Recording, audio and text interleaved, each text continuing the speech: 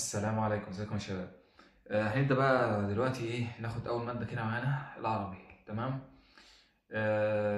العربي دي طبعا قصة، أكتر مادة الكل بيفكر اللي هو بيسقط فيها، وهي فعلا أكتر مادة، هي والأحياء كله بينزل فيها يعني.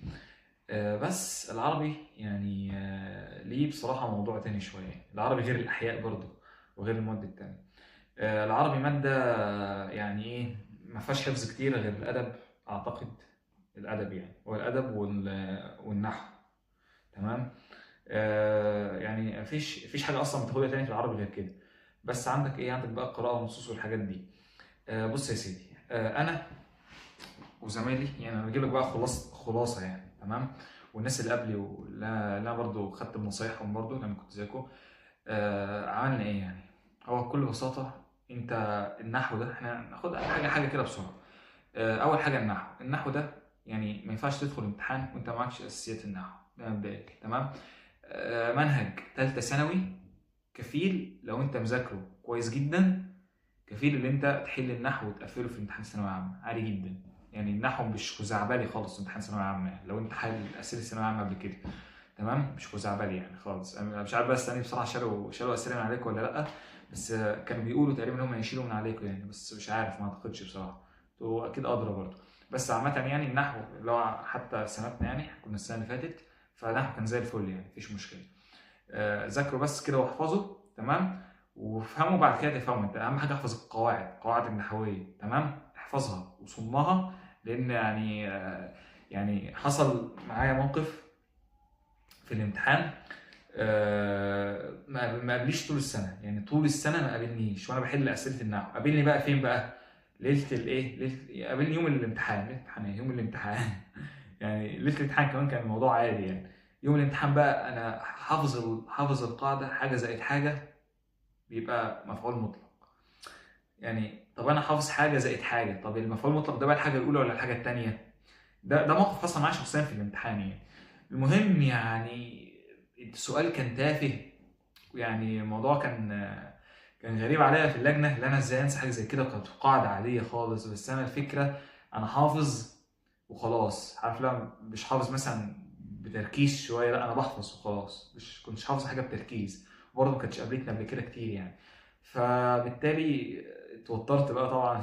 السؤال بقى كان بدرجتين وبتاع، كان في برضه سؤالين زيهم برضه كنت متوتر فيهم، فاللي هو ثلاث اربع اسئله في اول امتحان كانت هتبقى مشكله الحمد لله كنت شايف طبعا بين حاجتين، حاجه اللي هي الاولى والحاجه الثانيه، عملت اختيار منهم والحمد لله طلع صح بس ما تحطش نفسك في الموقف ده. الموقف ده وحش خالص انت دايما شوف القاعده اختبر نفسك انت حافظها كويس ولا لا. انت حافظها كده وخلاص، ولا حافظها فعلا عن اتقان، وحافظ وعارف ده ايه وده ايه وده ايه. تمام. فانت لازم تكون فاهم الحاجه كويس وانت بتحفظها. دي الحاجه التانيه، اربط النحو ببعضه. ما تحفظش القواعد كلها لوحدها.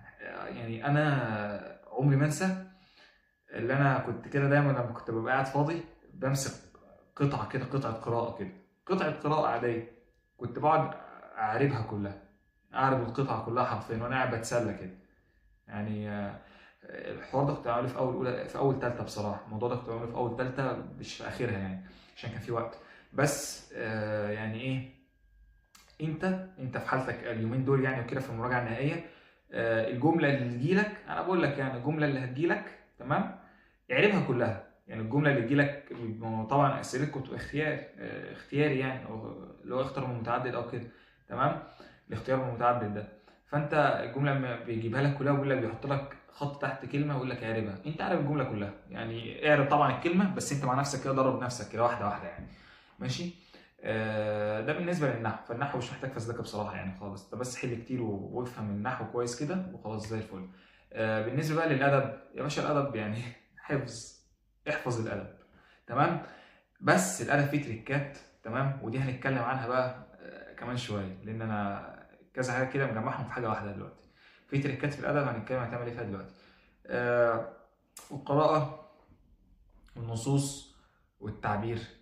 التعبير بصراحه مش معضله تمام، بس التعبير عايز تركيز شويه، لان في ناس كتير شاطره اعرفهم نزلوا في سؤال التعبير عشان ما ركزوش، او ما كانش عندهم منهجيه شويه وهم بيحلوا سؤال التعبير، مش عارفين يحلوه ازاي. تمام. واعتقد المدرسين كلهم ما شاء الله عليهم، يعني انا ما انساش يعني اساتذتنا اللي على اليوتيوب وكده كانوا شرحنا باسلوب فوق الممتاز يعني بصراحه. برضو اكيد يعني في الاوفلاين المدرسين يعني برضو هيهتموا بالموضوع ده معاك، وحتى لو مش دلوقتي هيبقى في اخر السنه يعني.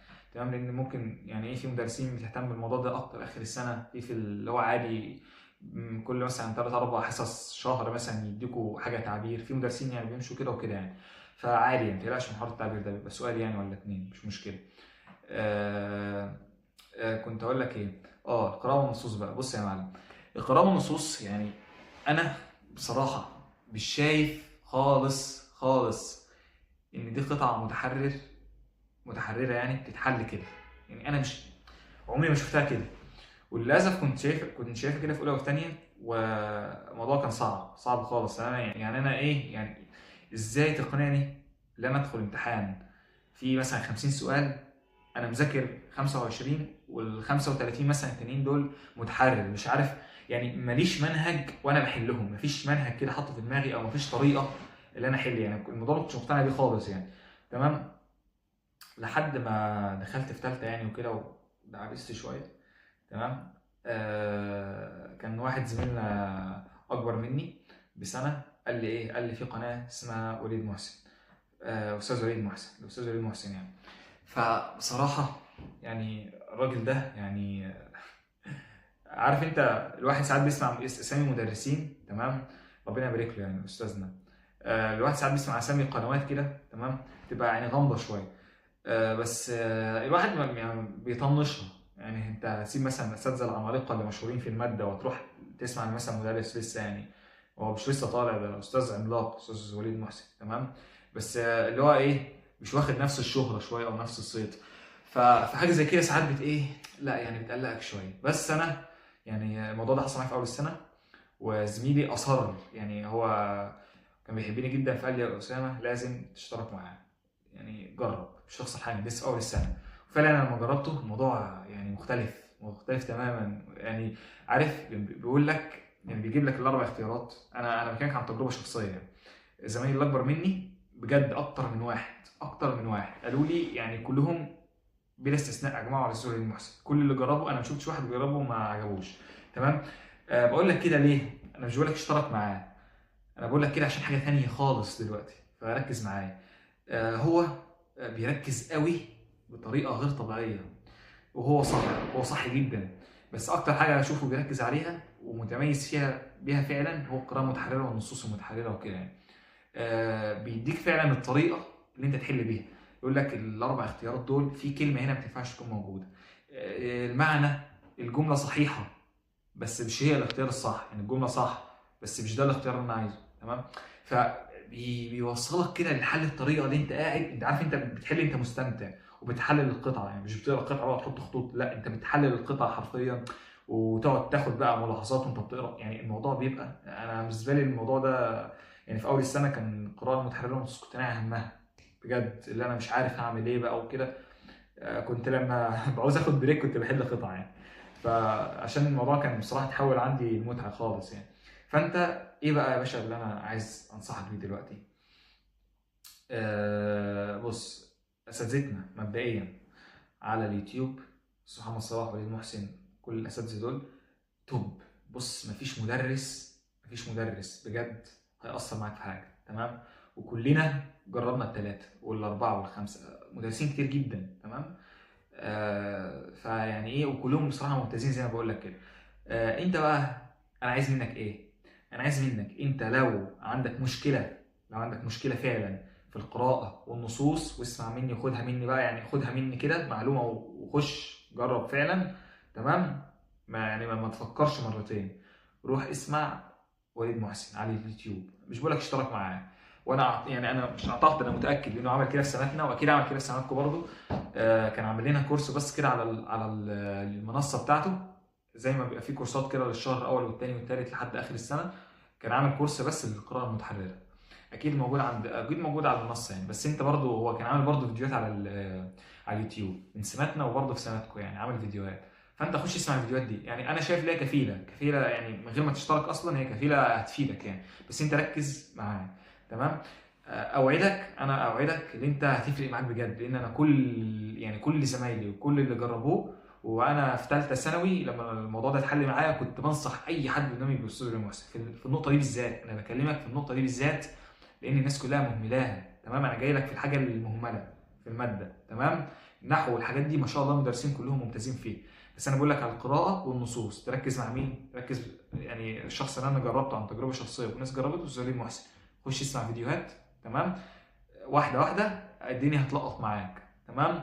وبرضو ايه، حاول لما تاخد القطعه تروح تطبق، خد قطعه، حل قطعه لوحدك، حاول تطبق اللي هو بيقوله في الفيديو، تمام؟ يعني برضو ايه، واكتب. يعني اقول لك انا حاجه برضو كنت بعملها، اي ملاحظه كان بيقولها في طريقه حل القطع، يقول لك مثلا ايه، لما تلاقي مش عارف فاصله، شوف الفاصله دي موجوده ليه، ايه سببها، مش عارف، لما تلاقي كان بيقول حاجات كده يعني، تمام؟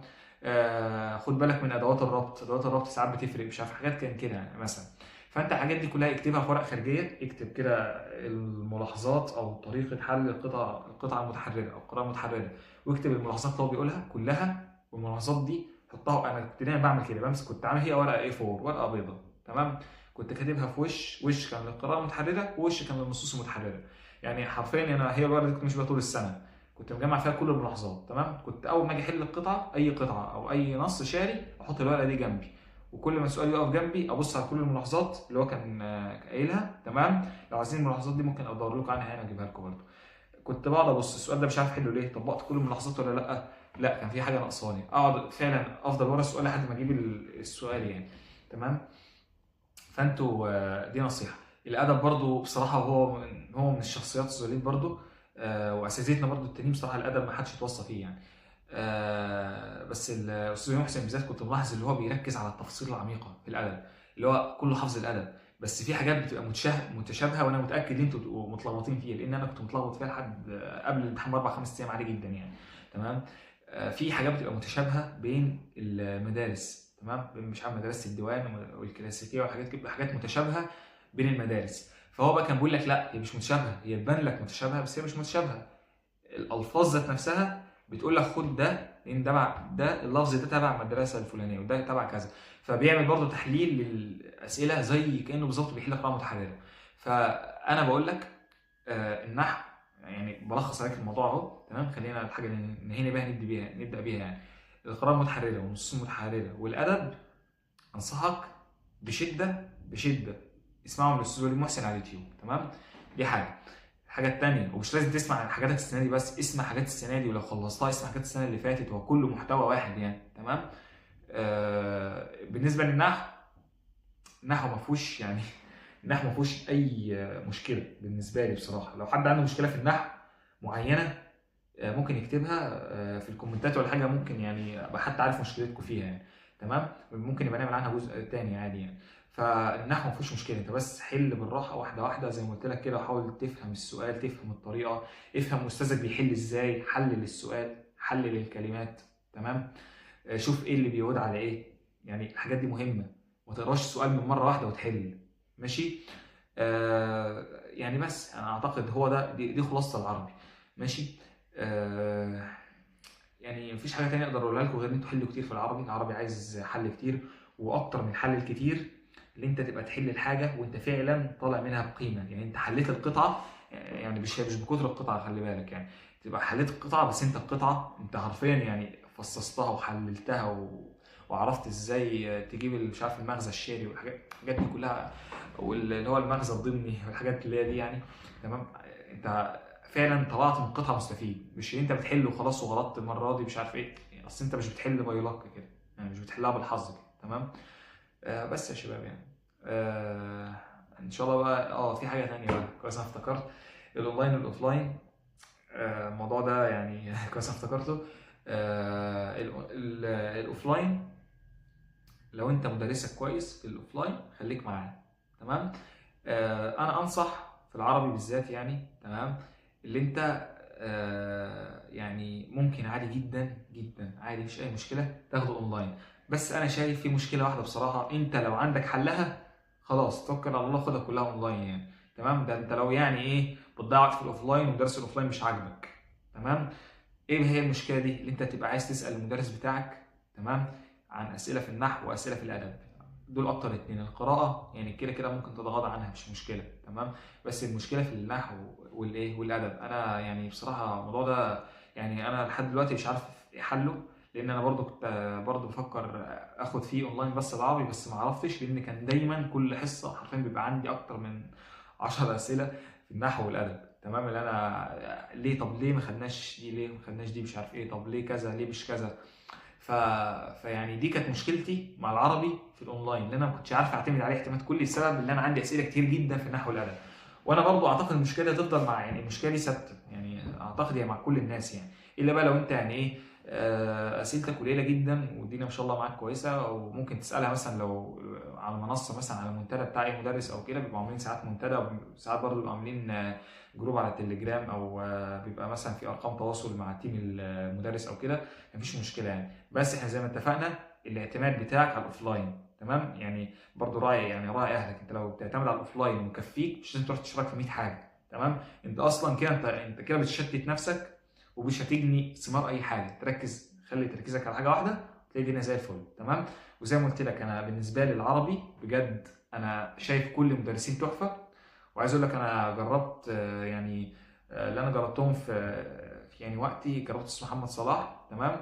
وجربت ايه، وجربت استاذ وليد محسن. دول انا جربتهم فعلا منصه يعني، وكانوا الاثنين ممتازين ما شاء الله. بس انا فعلا اللي فرق معايا قوي قوي قوي استاذ وليد محسن، بالذات زي ما قلت لك في حوار الايه، القراءه والنصوص والايه والتريكات بتاعه الادب، تمام. وبس يا شباب، يعني ان شاء الله بقى الفيديو الجاي اكلمكم عن المواد التانيه يعني. والسلام عليكم.